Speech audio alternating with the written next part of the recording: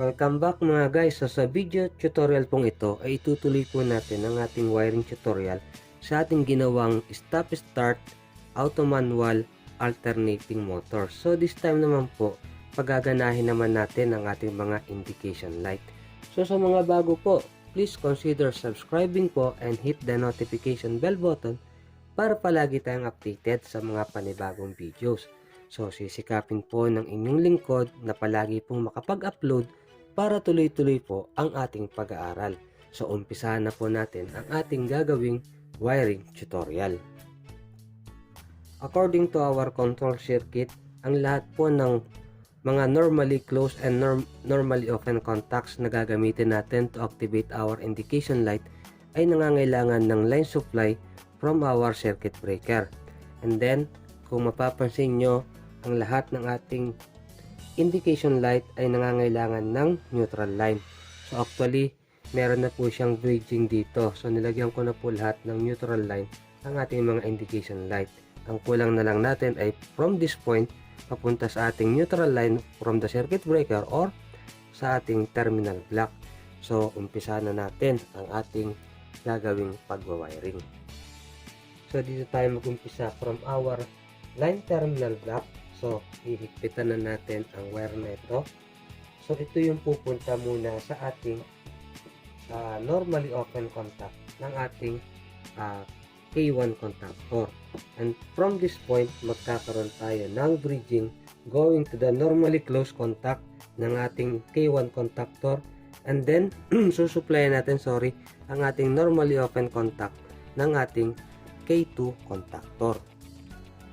So mga guys, ito yung ating unang ginagawa ha. Nilalagyan natin ng mga line supply ang ating mga contact.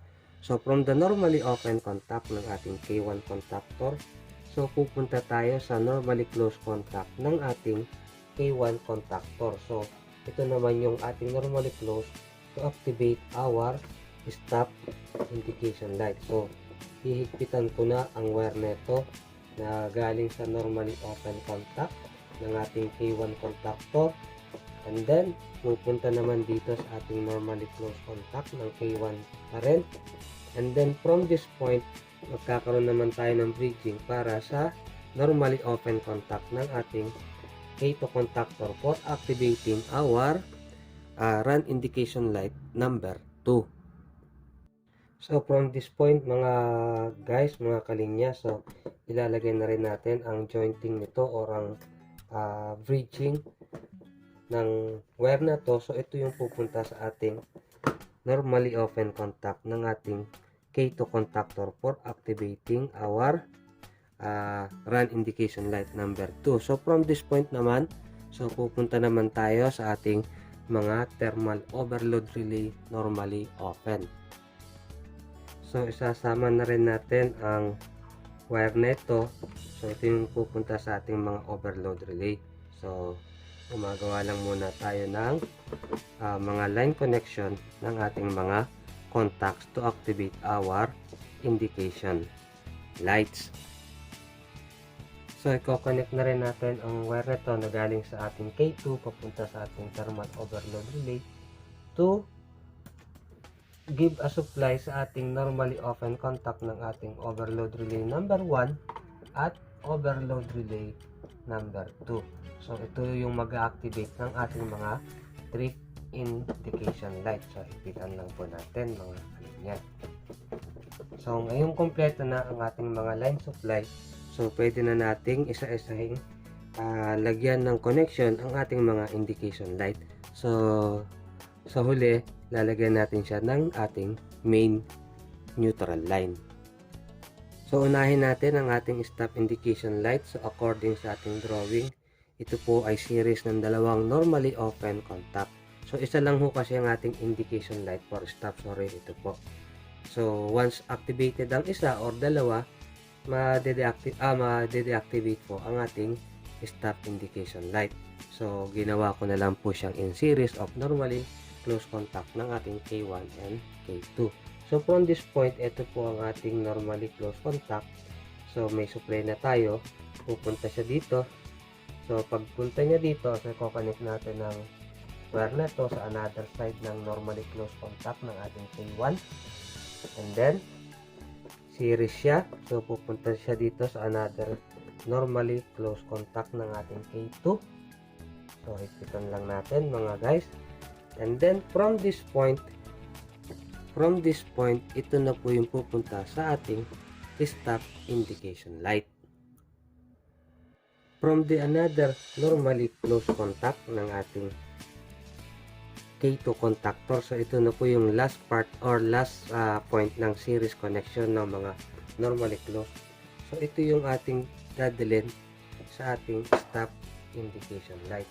So, i-connect ko na rin ang wire na to sa ating stop indication light. So, higpitan ko lang po mga kalinya.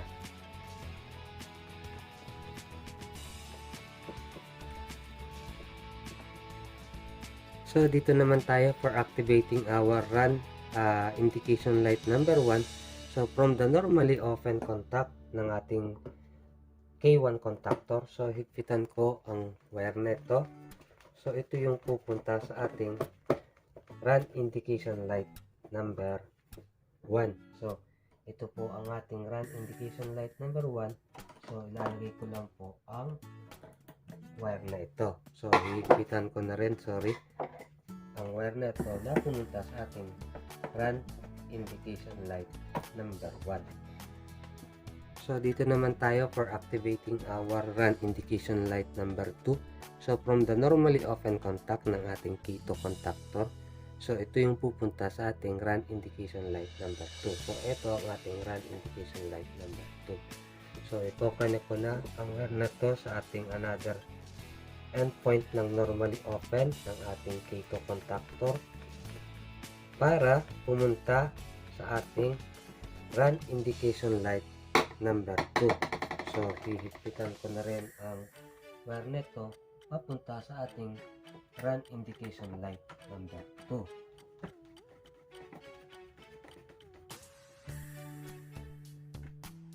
Dito naman tayo for activating our trip indication light number 1. So, from the normally open contact ng ating overload relay number 1. So, i-connect ko na ang wire na to. So, guys, mahaba lang. Hindi ko na siya puputulan para sa ating next wiring tutorial. So, from the normally open contact ng ating overload relay number 1. So, ihigpitan ko na ang wire na to. So, ito yung pupunta sa ating, mahaba, sa ating trip indication light number 1. So, ito po ang ating trip indication light number 1. So, dito natin i-connect ang wire na galing sa ating overload relay number 1. So, higpitan ko lang po. Dito naman tayo for activating our trip indication light number 2.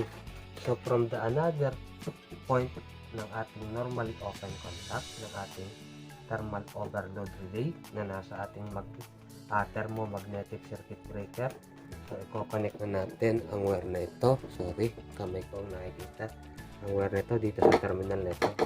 So, ito yung pupunta sa ating trip indication light number 2. So, ito po ang ating trip indication light number 2.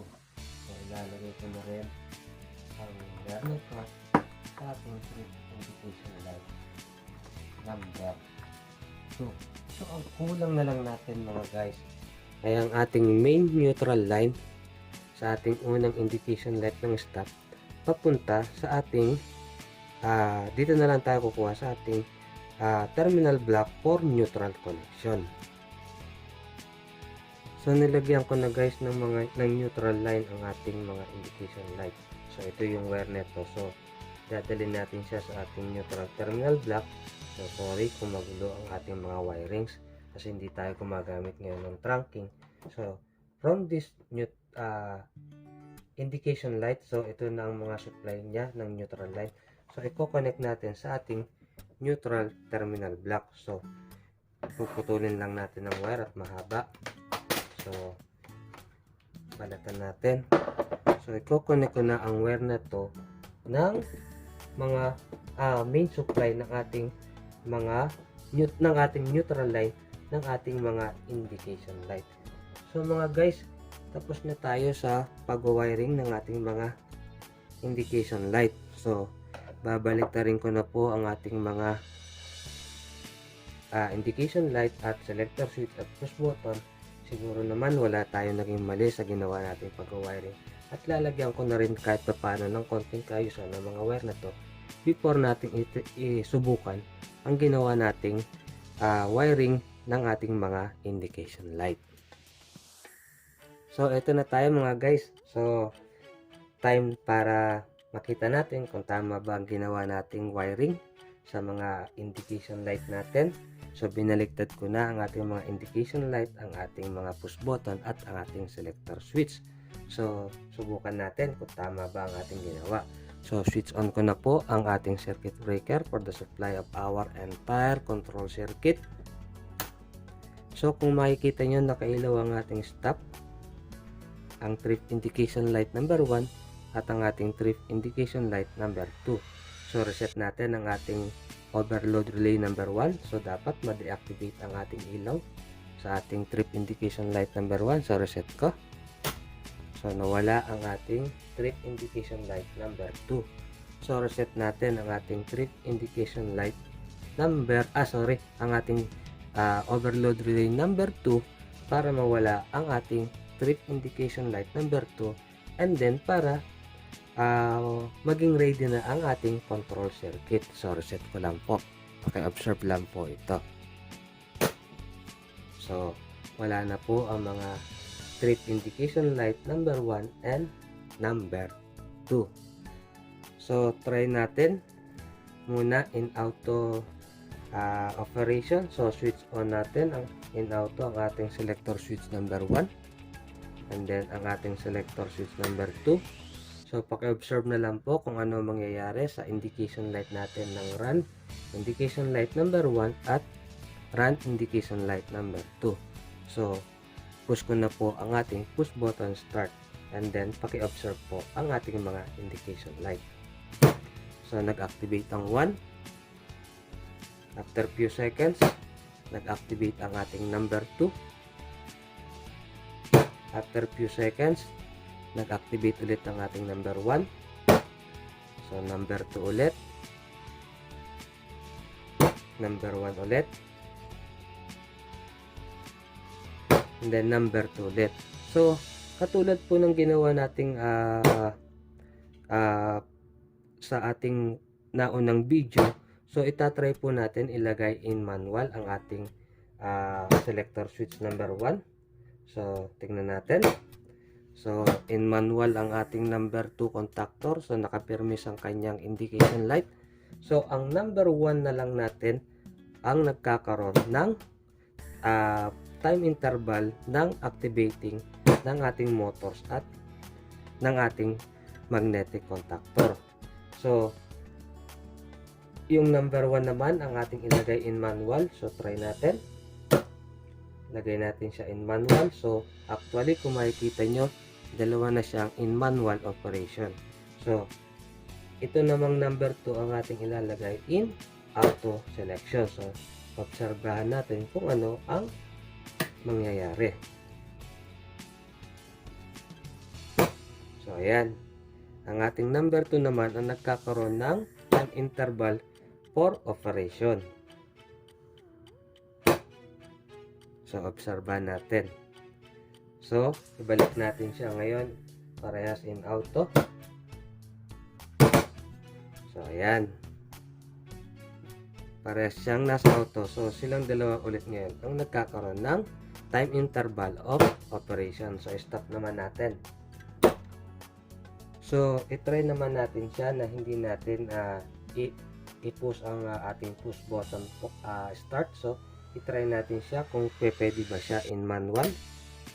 So ayan, nasa manual selection tayo para sa ating motor or contactor number 2. So dalhin din natin in manual ang ating contactor number 1 or motor number 1. So pwede rin siya guys na parehas siya in manual, or pwede rin siya na isa ay in manual or isa in auto selection mode. So Guys, sana po nakatulong sa inyo ang video tutorial na ito. Sa mga bago po, please consider subscribing po and hit the notification bell button para palagi po tayong updated sa mga bagong videos. So, gawin natin siya ngayon ulit in auto selection and then start natin. So, ayan, nagpalit siya. So, maraming salamat po kung umabot po kayo hanggang sa part ng video tutorial na ito. God bless po sa inyo. Marami pa po tayong mga bagay na dapat pag-aralan. So, palagi nyo po akong sasamahan sa mga video tutorial at salamat po sa mga nagtiwala. So, God bless po sa inyong lahat and see you in the next video, mga kalinya.